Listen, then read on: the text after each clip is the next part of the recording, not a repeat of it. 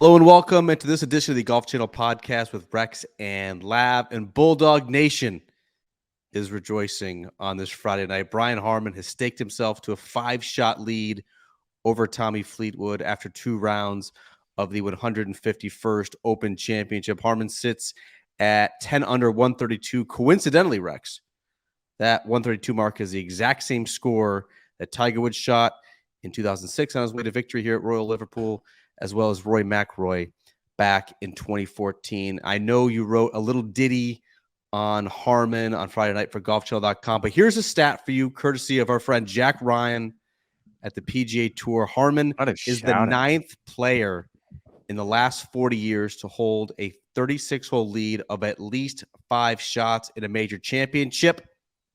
The previous 8, they all went on to win. And so a single question for you: is this thing over at the halfway mark? No, it's not over. I was just sitting here thinking to myself, you are a University of Georgia homer, as you can tell by the hat you have on. I'm sitting by you, sitting by Mark Schlabach, who, again, is a University of Georgia homer, and Jack Ryan. That's the second shout-out he gets, another University of Georgia homer. So it's going to be a tough weekend for me all the way around. I'm going to go ahead and say this. If he does win, and there aren't many firsts when it comes to the claret jug. Like, people have drank all manner of liquids out of that thing. But do you think Uga has ever drank out of the claret jug? Can you imagine how cool that would be? I can't imagine that he ever would have had occasion to. I'm not sure that Uga wants to be downing Bud Heavy, which Just I'm water. sure is Brian Harman's drink of Bud choice. Heavy. We'll have to fast forward 48 hours to see if that actually comes to fruition. When you look at this list, Rex, of the previous 8 players who went on to win after having staked themselves to such a large lead, we're talking Scotty Scheffler to 2022 Masters, Brooks Koepka 2019 PGA, Spieth 2015 Masters, Roy McIlroy back in 2011, Tiger Woods, Nick Price, players of that ilk. Brian Harman, a very nice player, a top 50 player in the world, 2-time PGA Tour winner, but has really only been in major contention once. Back in 2017, he held the 54-hole lead at Erin Hills, ended up tying for second here. Make the case. Why can Brian Harman win this Open Championship, and why can he not, or why will he not? Okay, so that one, I'm going to go with why he will first. I think when you look at where he's at in his game, I had a chance to talk with his swing coach, Justin Parsons, this afternoon, and he's an old school guy. I mean, he's very much a field player. In theory, he plays, I mean, when you look at the way he likes to play the game, he likes to play golf shot, not golf swing or golf theory. He's going to go out there, he's going to see the shot. He should love this type of golf. That hasn't been the case up until last year. He didn't have a top 10 in the Open Championship. He hadn't played particularly well on links courses. Something clicked on Friday last year at St. Andrews, and he got his first top 10. Certainly he's playing well this time around. He played well last week at the Scottish Open. So I think he has a lot of momentum on his side. You look at the way he's been playing on the PGA Tour. The last 3 starts haven't been outside the top 15. Justin Parsons said he's swinging it as well now as he ever has. All that being said, it's hard for me to imagine how he gets it done. It would be entirely different for a lot of different reasons. Hard to imagine. He's up by 5, Rex. How can you not imagine him getting it done? If we were having this conversation tomorrow night, my degree of confidence would be through the roof that he was going to get it done, again, by 5 strokes. I think over the course of a weekend of links golf with the forecast that we have, I just walked home in the rain and the wind, and it's just going to be more of that over the course of the weekend. I think you end up with larger swings, and you sort of picked up on that in what Rory said. Rory's 9 strokes back, and he sounded like a very confident man, not a man that was 9 strokes back. And I think it has everything to do with the idea that he knows better than anyone that 1 or 2 holes of links golf can do away with a 9-shot lead or whatever the case may be really, really quickly. I can sit here and make that argument. I can make the argument that, yes, he's playing well. Yes, he seems to have discovered something on links golf, but I just think the players behind him are going to make it so hard for him. And he's never done it before in a major. He admitted, you pointed out that 2017 U.S. Open, got out of his head, got ahead of himself, started thinking about Uga drinking out of the U.S. Open trophy, whatever the case may be. And consequently, he fell apart. It's going to be a struggle for him. The case for, I mean, he's clearly been trending as we headed into the year's final major. The Case 4 would involve him driving it so well as he has for the first 36 holes. He's hit it in just one bunker. Obviously, that'll be a key for success, would be avoiding any sort of unforced errors, avoiding any double bogeys. It's kind of letting the field have a little bit of confidence.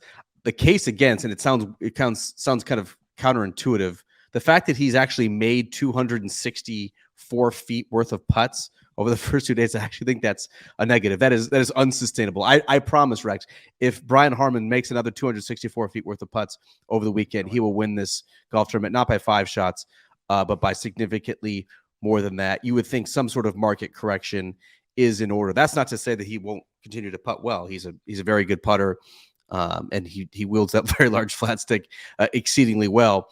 But tension does strange things to players on major championship weekends, and it would not surprise if his putter went a little bit colder than it certainly has over the first couple of days here. I would actually spin that back on you with you saying that the players coming from behind will make it difficult for him. I actually think that's working in his favor.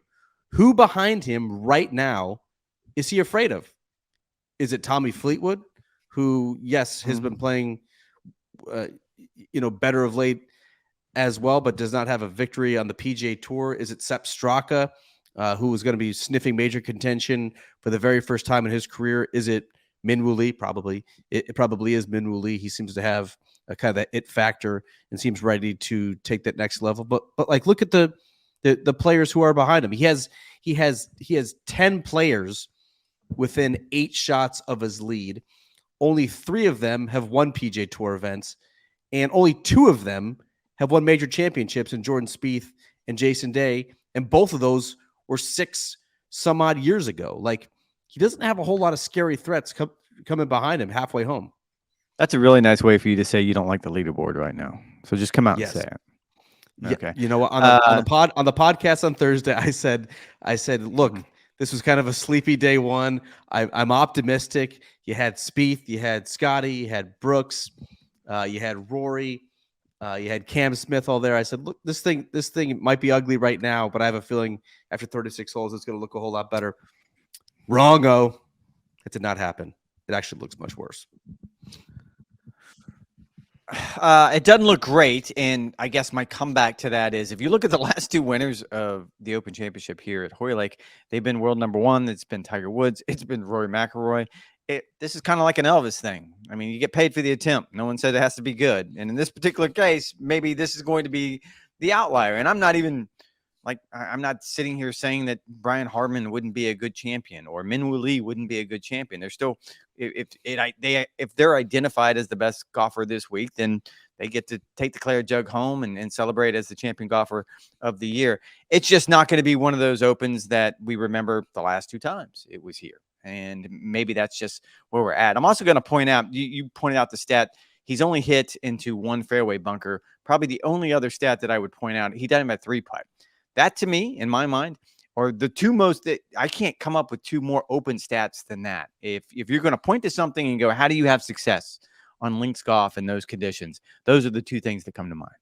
I think I brought it up yesterday on the podcast. That's Tiger Woods' old formula: avoid double bogeys, avoid the bunkers, and avoid 3 putts. Yeah. So far, at least at this point, Brian Harman has done that exceptionally well. You brought up Rory McIlroy, shot 1 under today. He's 1 under for the tournament.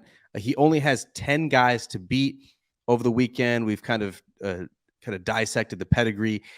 He sounded reasonably confident that he could make up this deficit. He really liked the way he was playing. He liked the patience that he'd exhibited over the first 36 holes. Do you think he's talking himself into contention, or do you actually think he has a reason to feel pretty good at this point? No, I think he has a reason to feel pretty good for all the reasons we just pointed out. Because for Brian Harman to continue this pace, if he does make 296 feet of putts over the weekend and he wins by 6 shots, then man, hats off. Like way to go. I think where Rory's coming from on this, and this is probably some of those mental gymnastics that we've talked about that he's had to sort of come around to over the last really decade since he won a major championship. What's he going to do? What's the alternative? To tell himself that, no, I have to do something special on Saturday and something special on Sunday, because we all know that that's not going to turn out well. Maybe he shoots a 65 on Saturday, but that turns into a 75 on Sunday. You can't come out on this golf course in these conditions and press and expect to make up 9 shots in the blink of an eye. It's not going to happen. So I think it's the only option for him. I do think, he just won last week. He won in very dramatic fashion. We've gone over this. So I think he's happy with where his game is right now. I think he's happy with the idea that he's being patient, that he's not forcing things. And I think it's easy for him to talk himself into the idea that, okay, 9 strokes is not insurmountable. That being said, he's going to need some help, and he's going to have to play better than what he's played the first 2 rounds. Yeah, he needs to be a little bit crisper with his iron play. That has at times cost him, and that'll be paramount to give himself as many birdie opportunities, good realistic birdie opportunities as possible to close what right now is a 9-shot deficit. I'm a little bit confused, Rex, because I keep hearing about this forecast and how things are going to turn on Saturday. Let me read this forecast. This is the latest up-to-date forecast that we have. Read. Overview: cloudy with outbreaks of light to moderate rain, chance of drier spells at times. The wind's actually going to decrease from 15 to 19 miles per hour to 9 to 12. Like, what are we doing here? That is, those are not hellacious open conditions. Those are not conditions that could blow the final groups off track. That's not going to scare anybody. To think that all of a sudden Brian Harman can't go out there and shoot a 68 or 69 and potentially put this golf tournament away is a little bit ridiculous. If he shoots 68 or 69 on Saturday in the 3rd round, again, not an unrealistic expectation for a player who's clearly in good form at this point with conditions that are not going to be all that treacherous. Like, we could be looking at a weekend snooze, but that forecast doesn't scare me. I'm not sure why we're putting so much attention to this on TV. I think you go back to what Martin Slumber said earlier this week. He said the weekend forecast called for 2 types of conditions, wet and very wet. And so we're going to end up one way or the other. It's going to be challenging. You're right. I don't think players particularly Not even mind very wet or wet. I don't think players take it from someone who just like it was misting earlier this week when you and I did the hit. Anna, shout out to you. Yes, we were standing in the mist. You guys go look what the mist looks like. We put some pictures of that on social media. By all means, go look at the misting. We did get some confirmation, did we not, today on Friday, Rex, that we're supposed to wear rain jackets.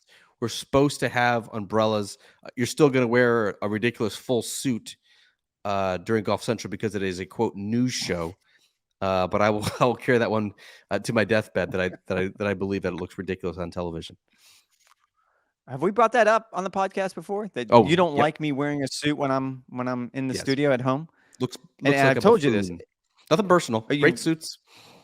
I'm sure they're free. You want to know what looks like a buffoon is as I'm wearing basketball shorts on underneath those shorts. That's me looking. That's what looks like a buffoon. That's the silly part about all this. I will say, like, it's twofold. One, playing in the rain is fine. They do this all the time. It's an outdoor sport. They're used to it. Playing in the wind is fine. It's an outdoor sport. They do it all the time. Doing both, that's when it gets very, very challenging. And you're right, 12 miles an hour is not particularly difficult. But you combine that with, now my golf clubs are wet, now I'm cold, now I'm having to deal with all these other things. It's not going to be easy conditions. I will say that. It's not going to be easy, no, but I think players, certainly of this caliber, would prefer a little bit of rain as opposed to a little bit of wind. Yes, you could potentially get a little bit of friction with water on the club face and then it squirts any which way, but unpredictable wind is terrible for not just us, but the best players in the world as well. I saw the Sasha's Faker. Go ahead. That's right. Now, I'm going to set you up. So I think we're 10 minutes into the podcast right now, so I'm going to go ahead and just trigger it right now. You wrote about, 40,000 words today on Justin Thomas. We did a lot on that. We did a lot on Justin Thomas tonight on Live From. Please go check that out. But check out your column. But I need to get to the heart of this. You spent 3 hours. You don't spend 3 hours working on anything. So I got to get to the meat of it. Justin Thomas missed the cut by a mile. He talked to the media for a surprisingly long time. And the part that gets me is you took a deep dive. What was your take? Full respect, first of all, to Justin Thomas. He talked to us not just after his 81 at the U.S. Open, where he described himself as both embarrassed and humiliated, but then he faced the music today after shooting even par. I think he was like T138 out of the 156-man field. So tip of the cap, Rex, you've disappeared. That is perfectly okay. I will say this is the first time in Justin Thomas's career that he has struggled. And I found that to be just a little bit of a jarring experience. He's never gone a full year without winning. He's never recorded fewer than 7 top 10s in a season. He's never finished worse, besides his rookie year, worse than 12th in the FedEx Cup. And yet he finds himself now in a position where he's actually adding tournament starts to his schedule. He's committed to play next week's 3M Open in Minnesota for the first time in his career.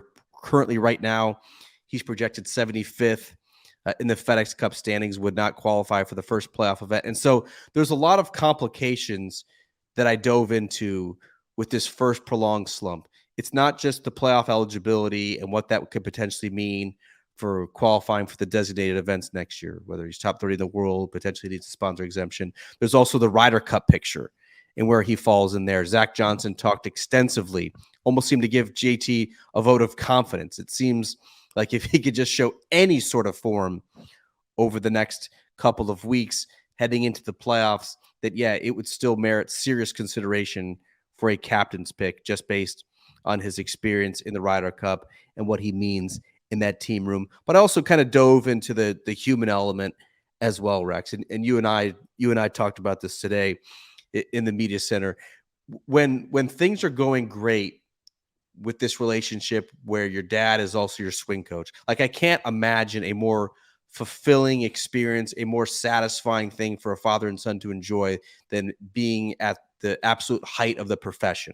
You know, Mike Thomas is a lifelong club pro, and his only pupil now is one of the very best players on the planet. Like, that has to be insanely cool. On the opposite end of the spectrum is I can't imagine a worse scenario for a student coach, parent-child relationship than having a prolonged slump. The irritation, the frustration, the anxiety, the bickering, the silence, the traveling throughout the world together. It's impossible to think that the friction that they're experiencing on the range and inside the ropes will not carry over to their family life outside the ropes. And I think that's something that can't be ignored. And there's kind of a human element to this, which is deeper than just a guy who's not playing very good golf right now. So, and again, I kind of exaggerate. Please go check out golfchannel.com. You spend a lot of time working on this, and I know it's a very, very good column. The gist of it, though, it is interesting. You brought up Zach Johnson. We've talked about this the last probably 3 days in the media center, and it's amazing sort of the arc of, I guess there was one person in the media saying that JT is completely out of the Ryder Cup conversation. I think that's ridiculous. I think there's still a lot of things that are going to happen, but in the immediacy of now, does he make that team? I mean, in your mind, should he make that team is probably a better question. Right now, I would still pick him for the U.S. Ryder Cup team. Why? I absolutely would pick him for the Ryder Cup team. I think there are certain intangibles that he brings. You think about his record in the Ryder Cup. I mean, it's absolutely ridiculous. He's 16-5-3. Like, that winning percentage is so much better than any other American player. And if you put him with a partner, it could potentially alleviate some of the pressure that he feels to perform in a solo act. He's obviously had a ton of success with Jordan Spieth in both of those formats.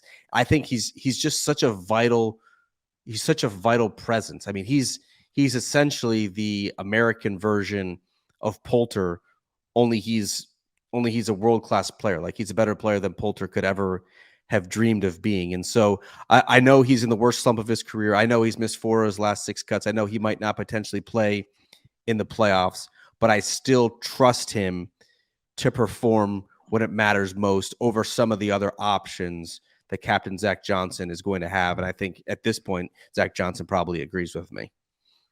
It seems like he does, like listening to his comments today. I will say this, so let's run through it real quick, and I don't want to bog this down because this shouldn't be a Ryder Cup conversation. But right now, the U.S. standings are Scotty Scheffler, Wyndham Clark, Brooks Koepka, Xander Schauffele, Patrick Cantlay, and Max Homa. That's the top 6. Those would be the automatic qualifiers. Those are locks. Those would be Spieth is a lock. Spieth is a lock. Well, Ricky Fowler's then you a lock. then you go the next. So then it goes Keegan, Jordan Spieth, Colin Morikawa, Cameron Young, Sam Burns, and Ricky Fowler rounds out the top 12. all really good players. I mean, specifically, you look at Cam Young. He actually played decent today. He hasn't been playing great the last.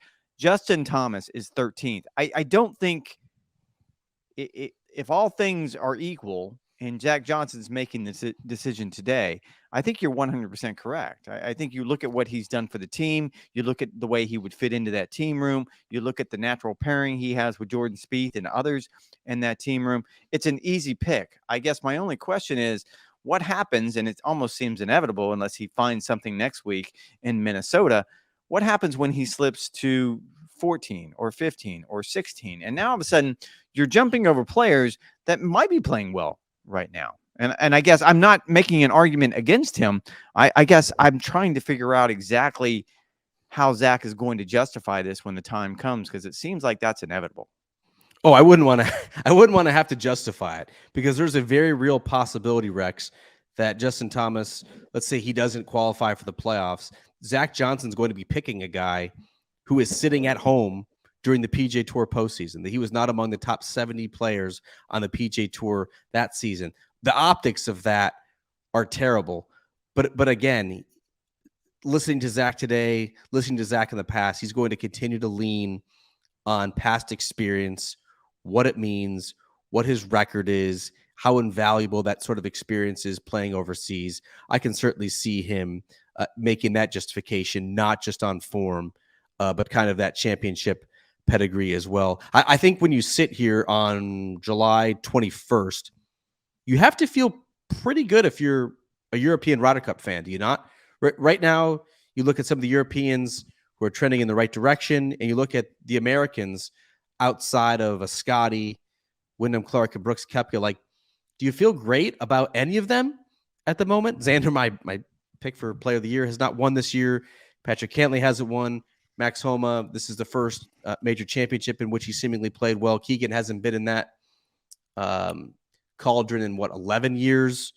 Colin Morikawa hasn't won in 2 years now. Cam Young, you kind of detailed his struggles. Although Sam Burns won the match play this year, he hasn't really performed in the major championships as well. Tony Finau missed another cut at the Open. He's really struggled this summer. Like, you feel pretty good about 8 of those guys, and then I think they almost have more questions on the back end than Europe does.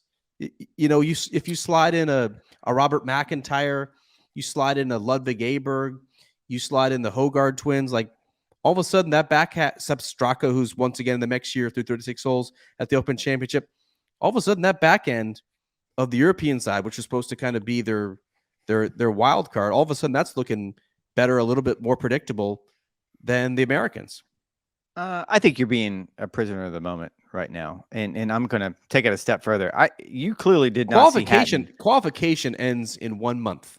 You did not see Hatton finish up today on the 18th hole when he pumped not one, I saw but him. two tee shots.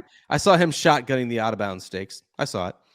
Yeah, that was brilliant. So he pumps not one, but 2 tee shots out of bounds on the right-hand side. It's easy to do. People have done it.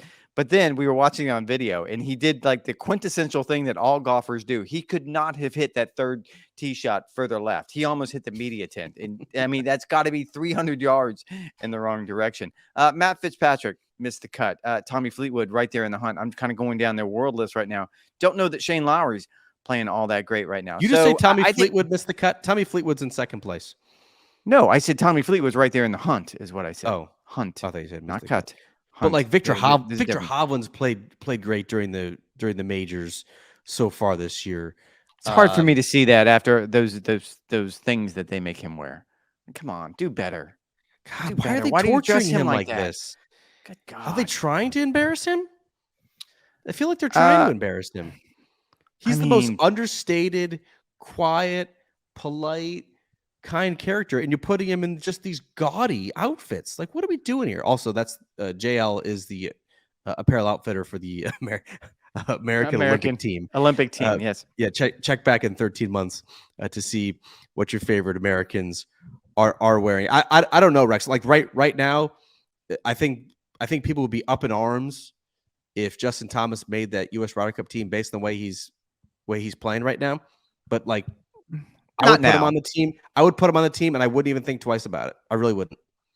I don't think it's a problem. And again, I don't want to get bogged down with the Ryder Cup conversation on Friday night at the Open Championship. I don't think it's a problem right now. That kind of is a testament, right, to the leaderboard. What did you guys talk about? Well, we talked about the Ryder Cup.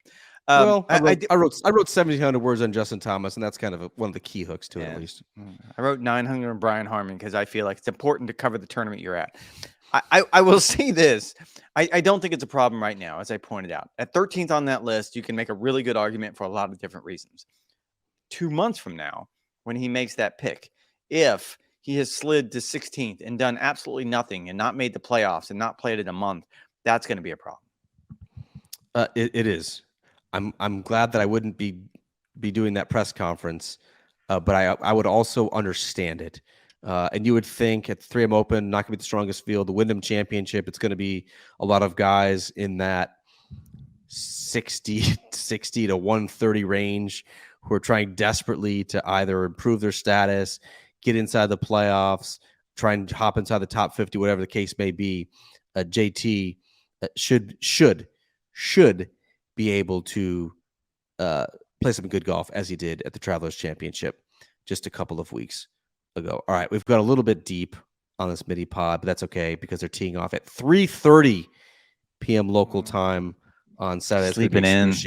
I'm going to be going down to local Morrison's and getting 30 pounds of chocolates for my lovely wife. What's one thing, Rex, you are most looking forward to seeing Saturday at the Open? Give people a reason besides this leaderboard.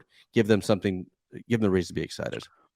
I think we're going to see open golf. I think we're going to be entertained, maybe not so much by the names. It doesn't look like the top players are going to deliver like we've seen here before. But I think what we're going to end up with is sort of what makes the Open so special. Is you have guys battling the elements, battling this golf course, battling this sort of unique brand of golf. That's going to be the entertaining part. For me, it is Jordan Spieth. He's the player. Rory McIlroy obviously has his success in the Open Championship, but Jordan Spieth is one shot better through 36 holes. Came home in 39. Kind of took a little bit of steam out of what it could have been a very juicy subplot there. If you're a Jordan Spieth fan, I think you have to feel pretty good that he is actually in this position inside the top 10 at the year's final major without his best stuff to this point. Like he's outside the top 40 strokes gained off the tee and putting. Hasn't even been particularly sharp around the greens. And so I think there's plenty of room for improvement and plenty of reasons why Jordan Spieth, with his creativity, with his imagination, with his shot-making ability, wouldn't surprise me if he cuts into that deficit Saturday at Royal Liverpool. Whatever happens, we'll be back here on the Golf Channel podcast with Rex Lav to break it all down. Make sure you go to golfchannel.com. All of our news, features, analysis, commentary, whatever I'm missing along that. Make sure you check out Rex for his final appearance live from the Open Championship. See what ridiculous things he and T. Lou are going to say on Saturday night. Who knows? Could be. Depends on what you say. But with you, thank you guys for listening once again to this mini pod. We'll see you on Saturday. We'll be sleeping in and getting lots of chocolate.